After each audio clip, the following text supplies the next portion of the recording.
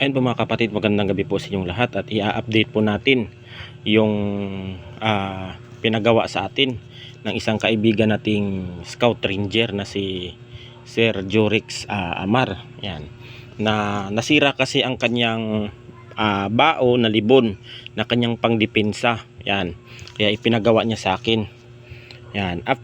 Mahigit na kasi ito, mahigit 3 months na itong naandito sa bahay sapagkat hindi ko basta-basta magawa-gawa. Gawa ng busy talaga ako sa sobrang sa gamutan, yan, sa reading,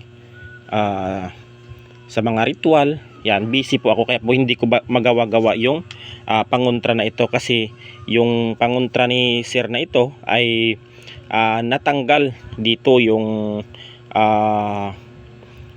ano niya, yung parang sa gilid niya.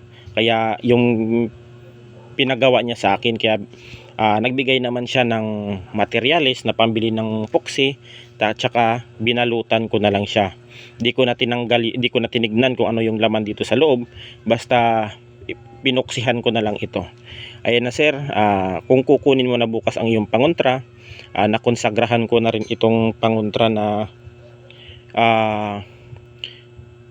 pinagawa mo sa akin. Ayan. Yung ano pala nito mga kapatid, yung pangontra ito ay galing ito sa niyog na walang mata o di kaya niyog na libon. Napakaganda ito pang depensa sa sa labanan. Ayan. At ito ay kanyang pang depensa. Ipinaayos niya lang sa akin dahil nasira yung gilid nito. And sir, pagpasensyahan na ninyo, natagalan ang paggawa ako ng yung pangontra at sa awa ng Diyos nag-text ka sa akin nung nakaraang araw na gagawin ko ang kung natapos na yung pangontra. Ayan na sir, tapos na ang yung pangontra. Ayan. At ingatan mo na lang yung pangontrang ito dahil nakonsagrahan ko na rin, nabasbasan ko na rin, nadasalan ko na rin yung pangontra na ito na galing sa mga katulad din nating mga manggagamot din.